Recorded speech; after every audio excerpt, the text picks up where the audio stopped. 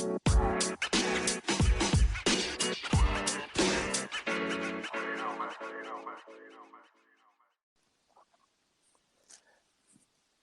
everybody. Welcome to the R&R Catcast. This is Ryan. I'm joined by my buddy Ryan. I can't say lifelong because, that's just not true. But two Cat fans from a while back. Let's just call it that way. And life started when we became Cat fans. How's that? There you go. We're here to give you some general fan thoughts on the state of Montana State football and just cold takes essentially on how things are going and maybe a little preview. So we just thought we'd put this podcast together and see how bad we can do. And we do not pretend to be experts here. Yeah. Well, we apologize in advance. Let's just Yes. call it that. To help us kind of relax into the mood, we all choose a beer before we started. I'm drinking a Pacific Northwest Pale Ale out of Perry Street Brewing over here in Spokane. Describe it to Pretty me. tasty. Well, it's pretty standard for pale ales. I don't know what to say. 5.5%. It's got that piney Northwest flavor to it. Yes, they do love that, man. They love their bitter beer up here, don't they? For sure. What are you up to? What are you drinking tonight, Thorny? More smoother Alaskan Amber, classic Pacific Northwest beer here, and a personal favorite of my wife. That's why it's in the fridge. Nice. Is that like a Costco buy for you guys, or? Sometimes, yeah, they do have it at Costco, but nope, not today. Okay, there you go. All right. Well, before we get into the bulk of things, our discussion, and just give us a little recap what you saw on Portland State there. Yeah, just a little rundown. Obviously, the Cats won 43-23 in Hillsboro, which is not a high school stadium, as I understand, just some sort of little complex out in the suburbs of Portland. I think I heard the attendance was about 4,500, so not much of a crowd there, but MSU was able to bring their own energy, so that was nice. Troy Anderson, as I see here, set a MSU rushing record for quarterbacks with 207 yards. He officially had 211. I guess 4 was as a running back. Bryce Stirk has 5 sacks on the year, but he ended up with 6 tackles, 2.5 for a loss, and 2 sacks against Portland State. Isaiah Afonso rushed for, 100 yards exactly on 19 carries with 2 touchdowns. So that was a nice follow-up performance for him from Wagner. And we just looked pretty good. We started a little slow. Kind of got into the groove there and shut them down the second half. So that's a good segue. Let's just talk about what we saw there. What were your thoughts on the game? Well, I didn't get to see the game much. It was played on tape delay over here on SWX. I don't have the Pluto app, and I believe that's what you said it was on. I did listen to Jay call the game, and I believe it's Jay and who's it? Jace am I pronouncing that name right? I'm not sure, but I'm not sure. Jay's counterpart in the booth. Anyways. Yeah. Yeah, I think it did start a little bit slow for us, honestly. I have a lot of feelings about the game overall. Like, if I had to pick like a word to describe my feelings about the game, I'm just like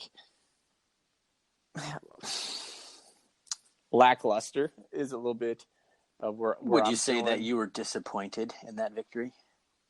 As much as I've been disappointed in a victory for a while, and I know that's probably not a popular thought, but like again, I don't know. It seemed to be a pretty popular thought over on the Bobcat Nation. Anyway, I think you're in good company. I've been thinking a ton about this game and like my thoughts on the quarterback situation and all this, and I've come to one stable conclusion, and that is my platform for which I speak on about my feelings is very unstable. Well, that's why we do this on Monday. We have a couple days to either come down or come up, whichever way we need to go. We're there. We're level-ish. Yeah. I was listening to, I listened to quite a bit of the stuff, and it was interesting to hear Coulter say, he's like, the offense really got going after, Rovic came in and did a wheel route to Troy Anderson, one of his one of his 2 completions there. And it's kind of true. After that, it was just Portland State wasn't going to stop us. But they really didn't have an answer, and that was a nice little wrinkle. Definitely putting in Rovig there. It was fun seeing Rovig fire one down there on a wheel route to Anderson. That's not an easy catch either. Anderson, how many guys have had that kind of stat line? 200 yards rushing, 32 yards receiving, 107 yards passing.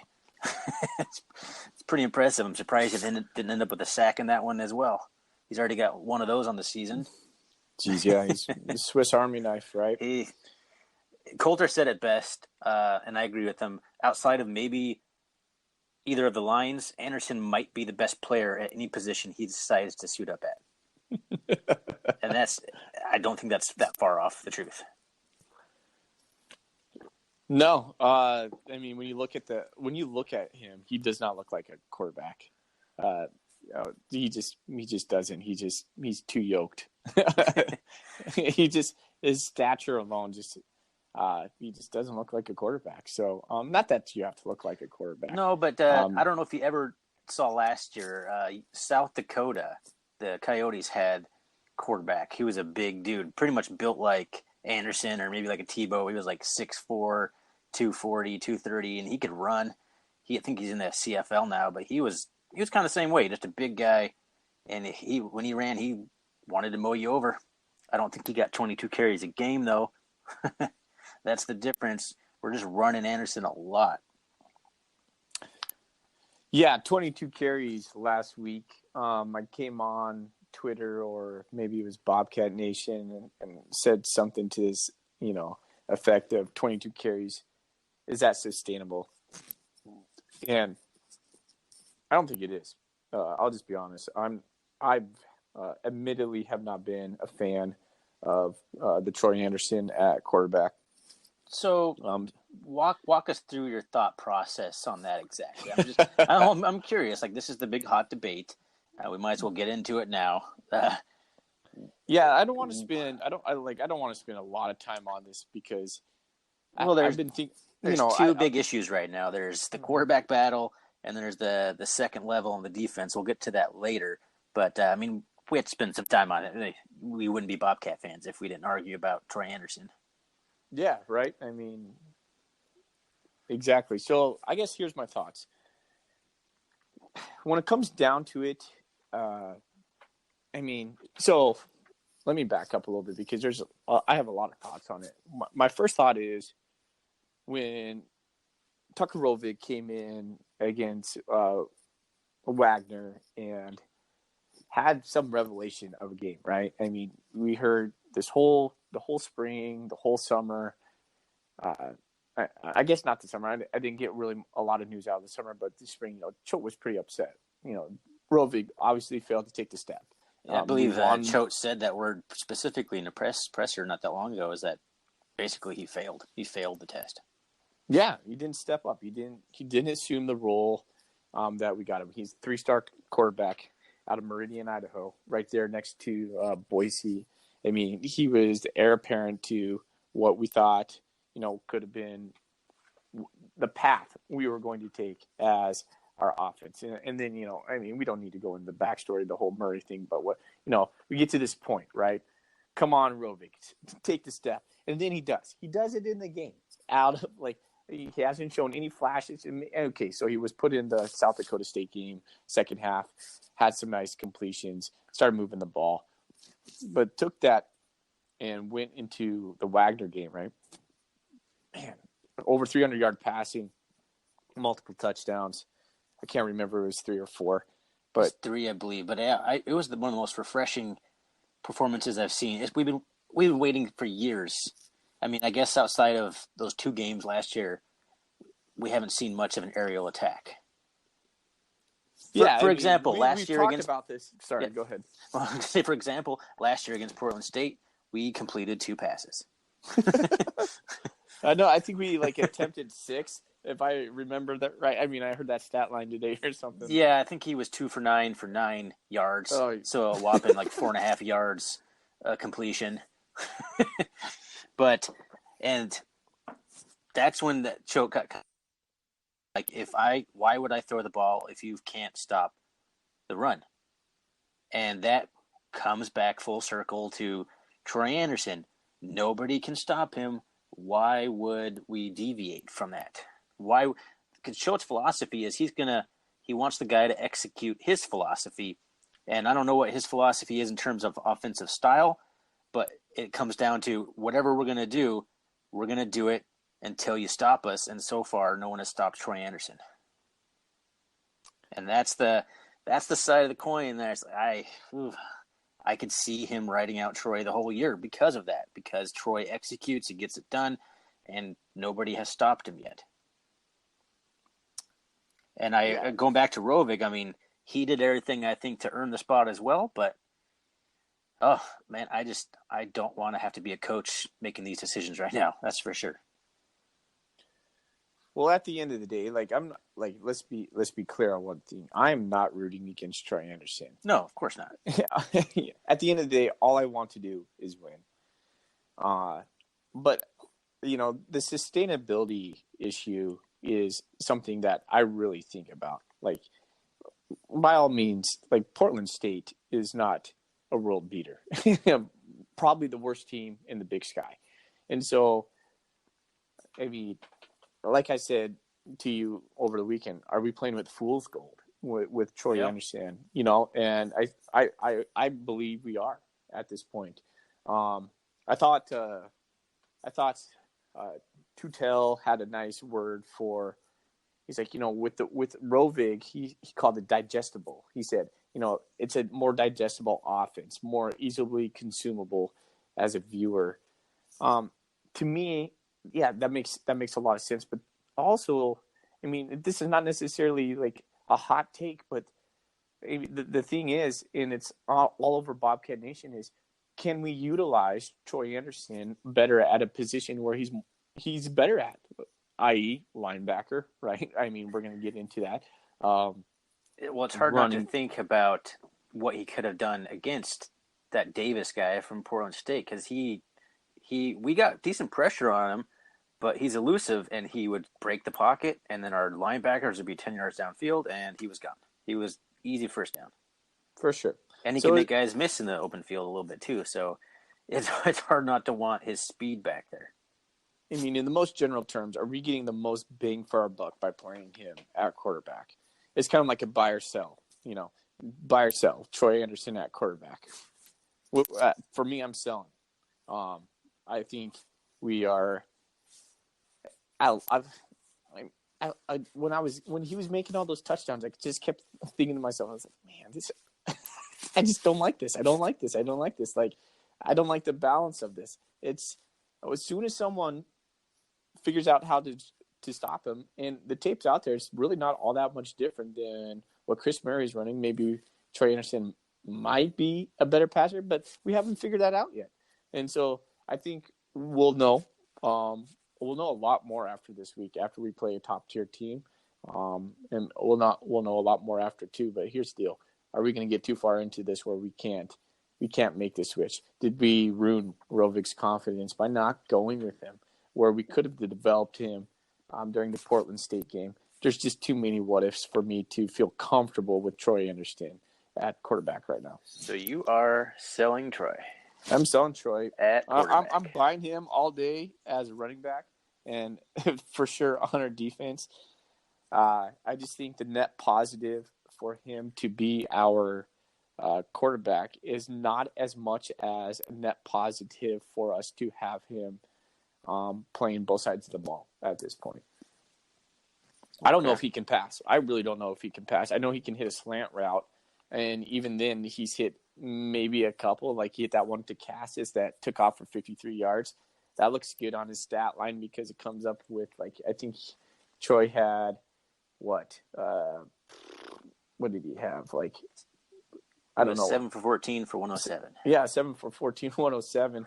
Half of that was on one play, essentially, from Cassis. So, and then, so I'm not convinced he can do a, play action fake and put it downfield and be consistent with that. Like, what Choate was saying earlier in the presser today, he's like, we need to, he said verbatim.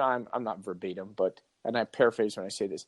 The quarterback running, the ability to run the quarterback opens up this, and this, including the ability to play action fake. Yeah, he called it like the nuance of modern college football or something. I don't see Troy Anderson doing a play fake in a dime to a streaking Cassis. I just don't. Maybe like 1 out of 5. I'm not sure. Maybe I'm not giving the kid enough credit. I haven't seen. I don't know. Like, I just don't. We haven't necessarily had to yet. So that's the can he? And I'm wondering, honestly, if they're in a situation where they think they need to pass, I think we're going to see more Rovig off the bench for spot duty here and there. And I don't necessarily agree with that, but I think that's going to happen. I think we're going to see Rovig come in, have a few wrinkles, a couple trick plays here. Maybe not trick plays is the wrong word, but kind of just catch the defense on their toes, on their heels. Yeah. Quote, Choate, we now have 2 guys we feel really good about. That could also be Choate extending his gamemanship, just trying to make defensive coordinators plan for 2 quarterbacks all the time until they finally figure out he's just blowing smoke everywhere. Oh man, he's going with Troy Anderson. That's his boy right there. He said he could. What did he say today? Oh, he could build a program around. No, build it around him. I mean, that quote right there. I mean, Troy's the guy, right? I think Troy's the guy. I don't think there's going to be any more quarterback controversy. I think it's Troy. If you're a quarterback out there and you're being recruited by Montana State and you're a passer, don't come. I mean, I hate to say it, but like we're lying to you essentially. I feel like, because I don't know why. I mean, I hope Troy proves me wrong. I really do. I hope Choate proves me wrong with this decision. I'm just not sold on it, but. That's probably the last I'm going to talk about this tonight because I'm already getting heated up.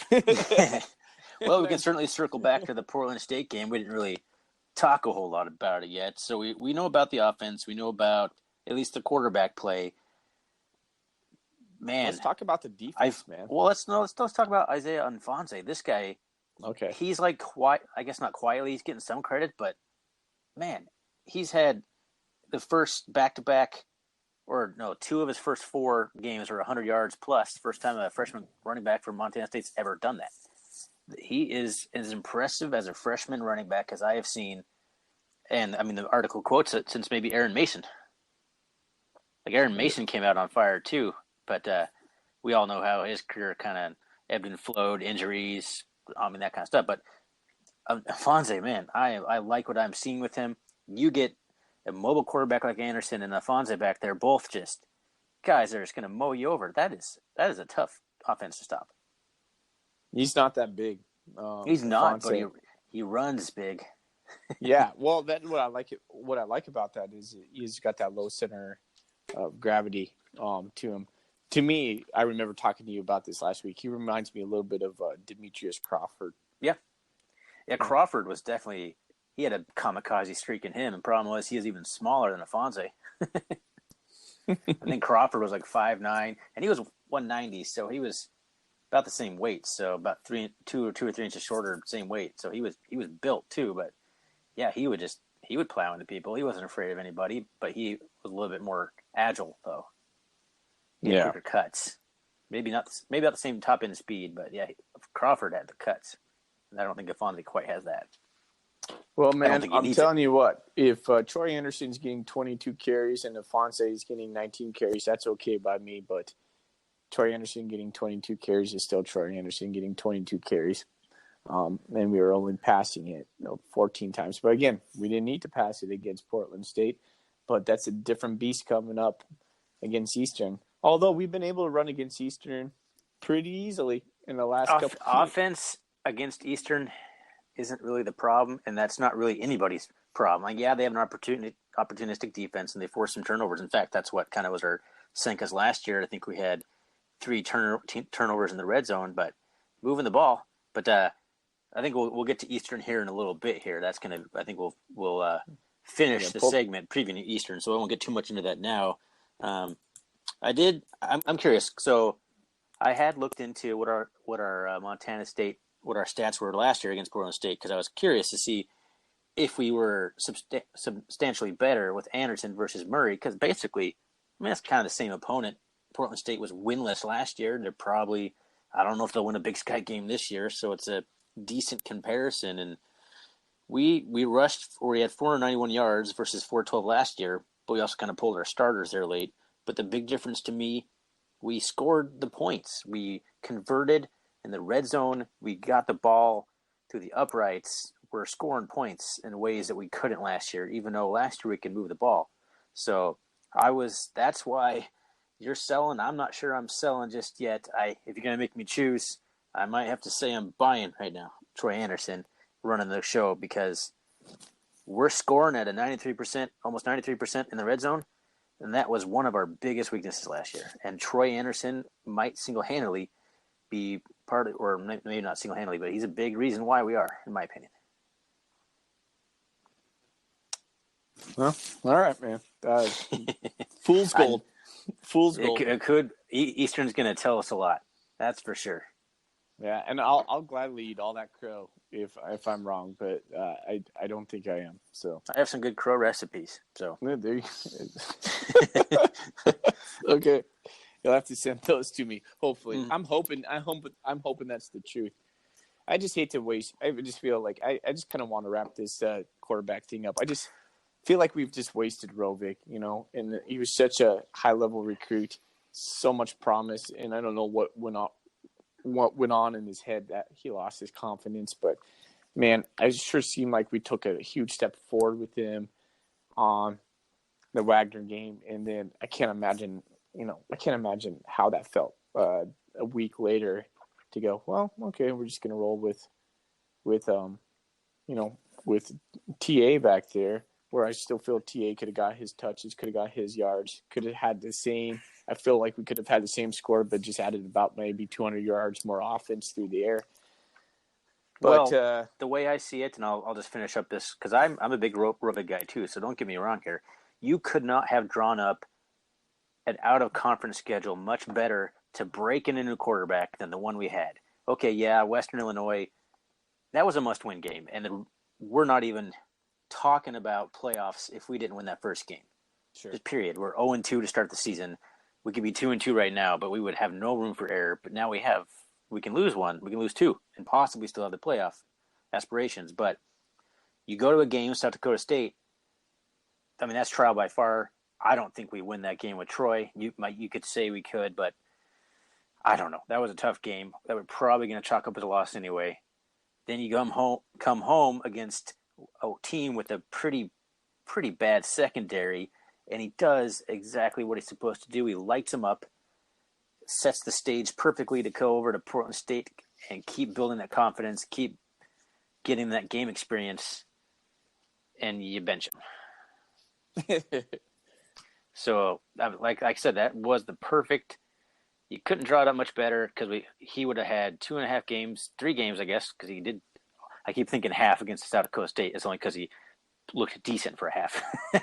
But he had 3 games under his belt going into Eastern.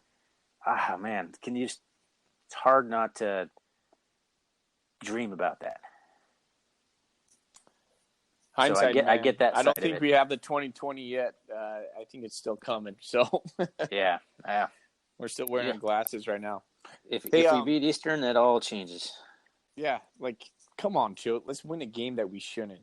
Like, give us a landmark win. Like, man, I just get fired up about Eastern. I live over here in Spokane. Like, I call it the belly of the beast when it comes to Eastern fans. Yep. Can't stand them. Cannot stand them. To me, they're on par with the Grizzly fans. And they're just so, gosh, they're so spoiled. They're so arrogant. I'm just sitting here in disgust, just thinking about Eastern fans. And their field is so crappy. The stadium is so crappy. And they just keep winning. They just keep popping out all these quarterbacks. They're just, yep. I mean, Walton Payton, man, I'm getting fired up. Hey, well, let's fire you up about something else. Let's talk about the defense of Portland State. No, let's not talk about it. Let's do a little bit different. I'm going to call an audible on us. Let's parlay that defense into what we're going to see with Eastern, because I think it's going to be a lot of the same struggles. We struggled with Davis, the quarterback from Portland State, scrambling, not unlike what we haven't seen or what we have seen in years past. And I think that's going to be a huge point of emphasis this week. In the presser, Coach said we're not going to blitz. He's like, if we blitz, we're going to be man to man, and Gubrud's going to pick us apart. And I don't know if I necessarily agree with that. I mean, I'm going to defer to Joe. He's a football man. I played football like very sparingly in my life, but I see what I see. I was a sixth grade superstar. Thank you very much. Yeah, I mean, I went up through middle school too, but that was about the extent. And I was like, no, that's this kind of hurts. I'm done. Yeah. Pain. There's some pain involved. No one told me there'd be pain, but what? Yeah, but so I imagine, if we kind of like if we rush 3. Imagine we rush 3, drop 8, right? Gubrud's just going to beat us with his legs, no doubt. And so I think we're gonna have to rush 4, disguise 5, and try to keep him contained. Because when I watched the Washington State game, my wife's a Coug. We projected it up over here. It was pretty awesome. You're talking about the Eastern Wazoo game, just to clarify here. Yeah, exactly. Washington State, they put pressure on him. They made him throw when he was uncomfortable, and that was to me that was the difference. And that's. How many guys did they bring, though? Was that just the front 4 there that they were doing it with? Or they I knew you'd ask me that. I can't remember. But point being is we could not get the pressure we needed last year. We couldn't get off the field on 3rd down. That's really what it came down to. And we fumbled 3 times or turned it over 3 times in the red zone, too. We had all the makings to beat them at home last year. We didn't do it. Can we do it this year? I think we can. I think we can. It's going to be a big challenge, and defensively, I don't know. If you bring 4 or 5, I mean, can we get to Stirk, or can we get to Gubrud? Even with Stirk and Fanono playing the way they're playing, I think he can get out of it. And that's the Portland State quarterback all over again, just breaking the pocket. Linebackers are downfield. All right. Our linebacker play has been pretty just not where it needs to be. I'll just put it at that. And I think it's a combination of injuries, guys just not getting lined up right, guys just reacting slow. But we're not going to handle too many teams with speed if we can't figure that out. And I think and I hope that we're going to see some Conkle at linebacker here.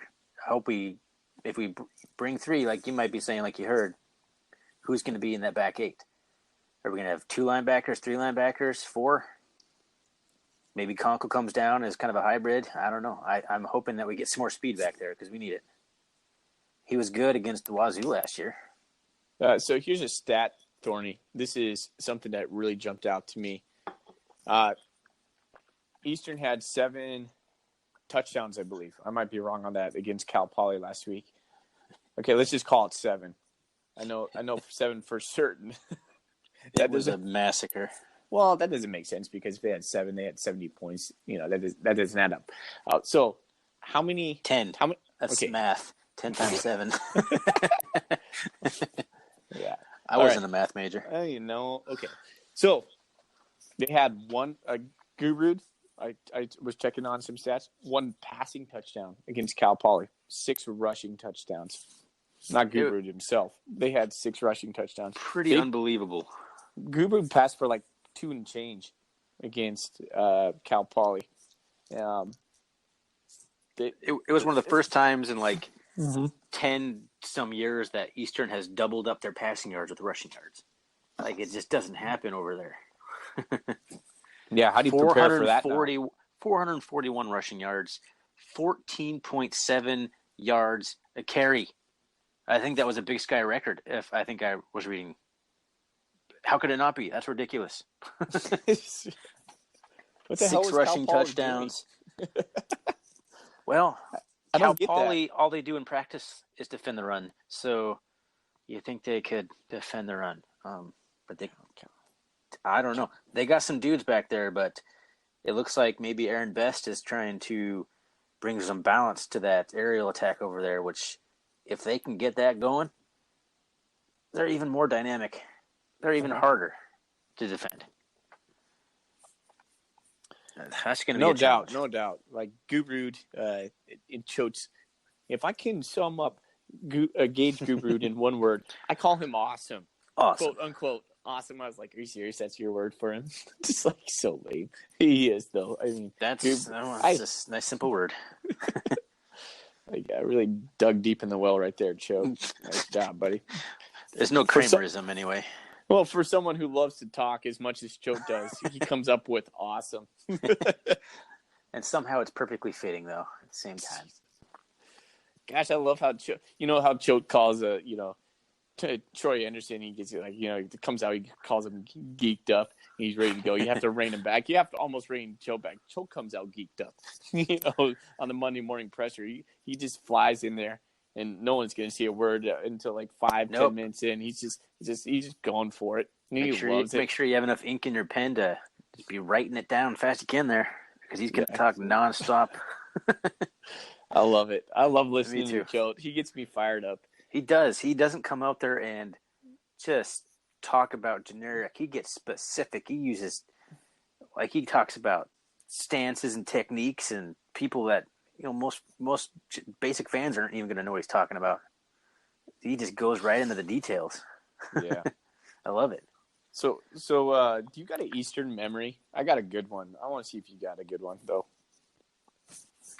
For me, it would be, how can it not be that when they were they ranked number 1, 2014? They were ranked top 5 anyway, I'm pretty sure. Came to our house, and Taiwan Jones was destroying the conference.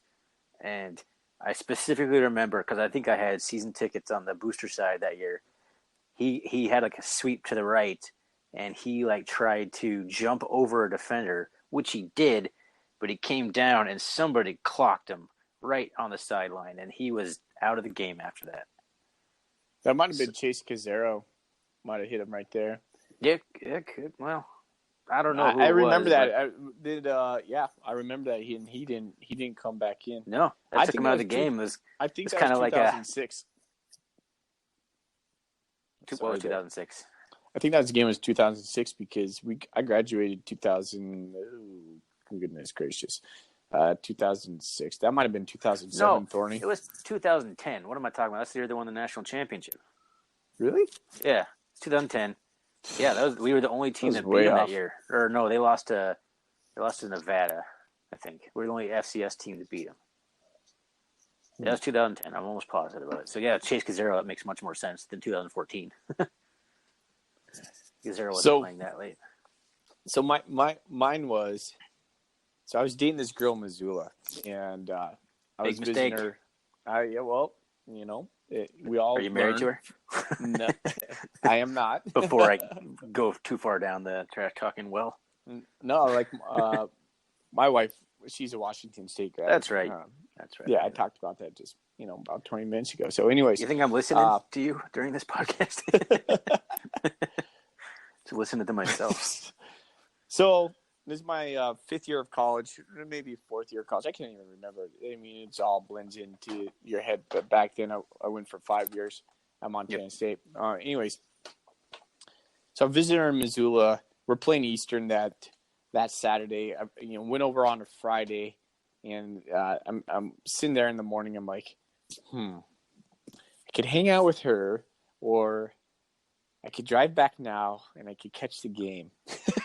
And so I did what any logical guy would do. I said, I really need to go to this football game. And I got in my little Mazda pickup truck and beat it over Butte and over Homestake Pass and got back about halftime. And so sneak into the stadium. At that point, I think we just needed our one card, and we just went right in and went down card. Remember that? Yeah, I do. I sure do.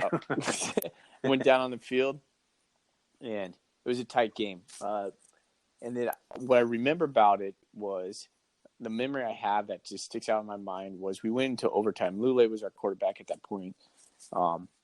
And during overtime, they had a pass play that was just killing us. I guess that would have been overtime because we would have done it college. It must have been fourth quarter.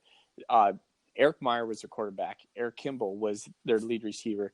And they just hit this this route over and over and over and over, and we could not stop it. We could not stop it. We could not stop it. And they came back and they beat us on that game. And I remember this fat lineman from Eastern Washington just going to the middle of the field on the grass when it was still grass back then, and he just laying down in the middle of the field in the middle of the M down there, and just laid his fat body down and just wiggled around in just complete utter just happiness. I was so pissed. I was like, I wasted and drove 3 hours to watch this fat ass just sit down here and make a disgrace of my team on the center of the 50. From then, the hatred of Eastern Washington was born in me. Is there anything better than a fat guy celebration, though? Well, till this day, I still can't stand Eastern, but it was born in that moment. And just just the fact that I was like, man, I could just be hanging out with my girlfriend and not watching this guy. And I just drove 3 hours to watch us lose in this game. And it might have not even been overtime. I think it was an overtime game, but it was just heartbreaking. And from then, it just birthed in me something of just, I can't stand Eastern. And now I live in Spokane. Still can't stand them. Well, it's an unfortunate destination. Yeah. Right.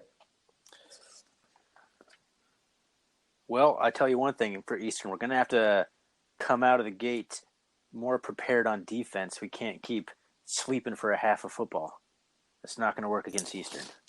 What do you think is attributed to these slow starts? We're clamping it down. I'm happy with our halftime adjustments, but it's not working out in the first half. We can't get down by 3 scores right away. So what do you think is attributed to that? You think it's just inexperience at the positions, linebacker? Is it just getting too amped up or not amped up enough in the case of Portland State? We're just coming out, just not looking like we're ready. No, I don't think we have an offensive identity. I think when you look at I'm talking specifically about defense right now. I apologize. Oh, well, if you're asking me why I think we're having slow starts, it still goes back to offense. Fair enough. Okay.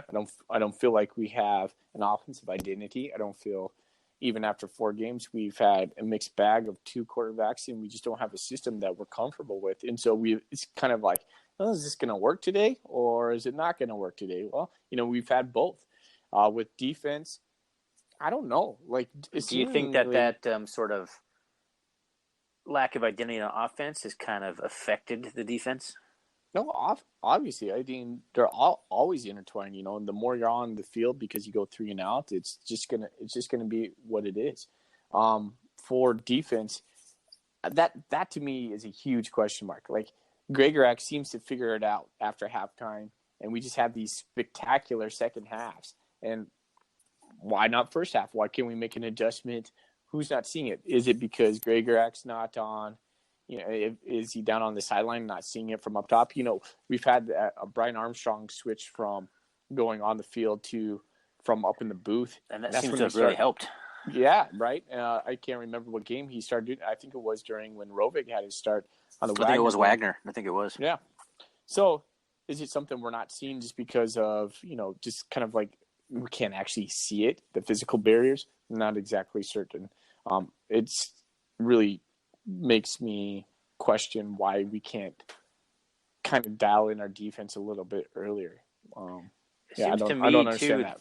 It seems to me that the secondary is kind of not where I was thinking that might be either. Like, I would say second level, I mean, that's been discussed on the board. It's kind of the obvious thing too, but the secondary, they've been okay, but they haven't been making the plays I was hoping they would. And I don't know. I mean, Jacque coming back in definitely sparked that unit back. He had a great first game before he went out, and this is his first game back, and he played well again against Portland State. He's going to have a big game against Eastern, but we're going to have to play better, and all in that back end, we're going to have to play better. And I don't know. What do you mean, though? Like, I don't feel like that's been a huge problem. Like, I don't feel like teams have been passing all over us at all.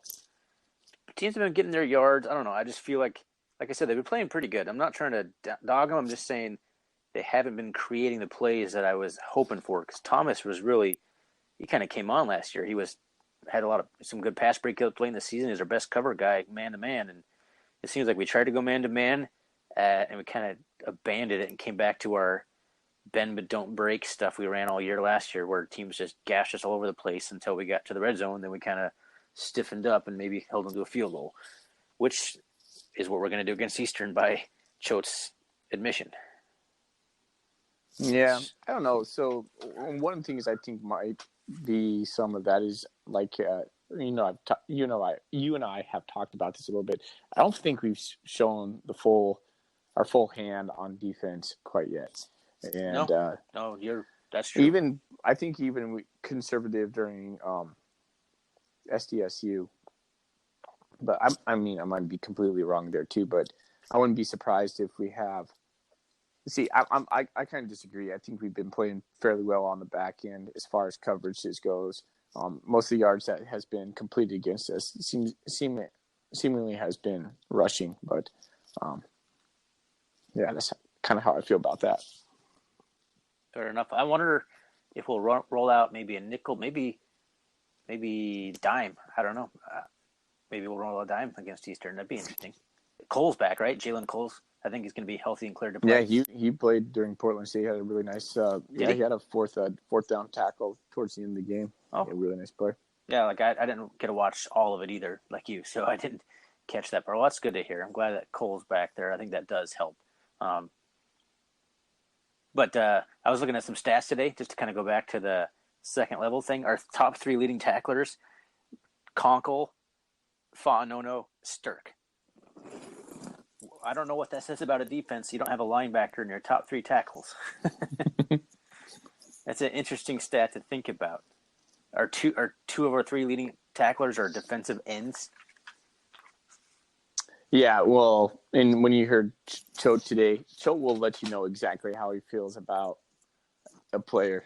Somebody, I can't remember who asked him about it, like talked about Stirk, and Choate goes, well, there's a lot of things he's doing good. I'm paraphrasing here, but he's got a lot of things to work on. And then he goes straight into, but he's a really good Montana kid. He's not Montana kid. He's really a really good teammate. But before he could mask his, yeah, he's getting there, but we really need him to kind of step up a little bit more, kind of deal. Yeah, kind of the Choate way of saying like he needs to be better. Exactly. But I'm not going to come out completely and say that. Yeah, and he doesn't mask it too well, but kind of the compliment sandwich kind of attempt. There you go. Say something nice, then and then say something nice. All right. So Thorny, let's kind of wrap this up. I was going to wonder, you got a prediction for us about this Eastern game, or some final thoughts there? I don't know if I'm ready for a prediction, but if we roll out Troy, which I think we will, I think we'll see some Rovig. I don't know. If we get off to the slow starts that we've been kind of getting onto, both offense and defense, we're going to get beat down on our home turf there. But if we come out with a sense of purpose and keep building the cohesiveness we've been building along the offense with Troy, whether you like it or not, it's kind of, that's what we're going to go with. I think that's what Choate wants, and we might as well keep the cohesive thing going. We have a chance. I think if we can keep it around Eastern in the high 30s, we have a chance to win. Obviously, it would be better to keep them lower than that, but I think we can score. I think we can score 38. I think we can score 40 on these guys. Question is, can we keep them under 40? I don't know. Bold prediction. Okay, cool. Sounds good.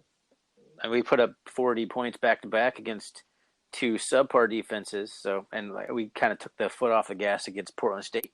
And I don't know, the way we play Troy in particular, doesn't lead to turnovers.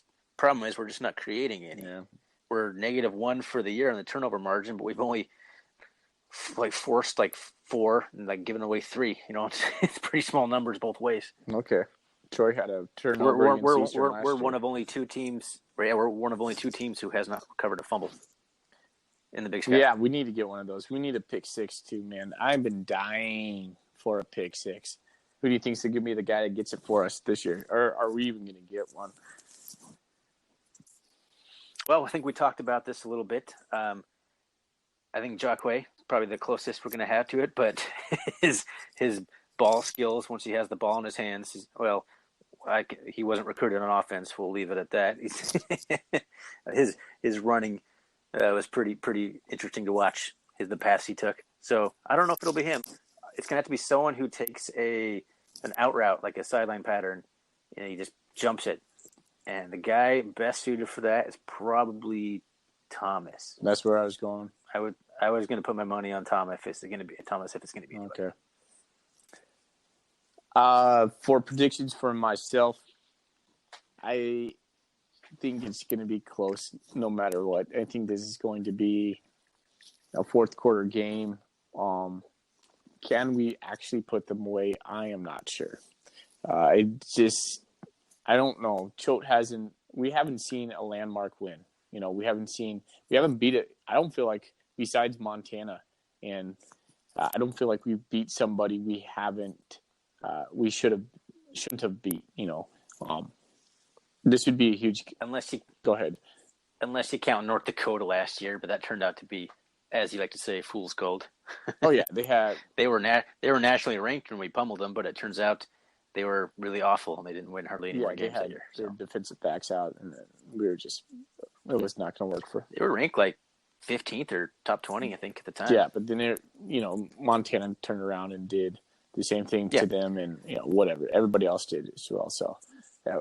But yeah, we're still waiting for that like choate defining victory. Like, where's his big moment going to come from? I think the Western Illinois was the closest we've come to that, because they're a typical playoff team, and so far they're doing okay on the season. But we need a win like this. If we're going to take that next step, we can't just keep coming close. Can't keep coming close to these big games. Although we've taken a step, I'd like to see us take that next step. That's to be determined. And if we do take that next step, it's going to be huge for us. I think that's kind of just going to be like the floodgates kind of opening for us, and it's just going to be good after that. But until that happens, man, it's just fourth quarter battles every week, maybe from here on out.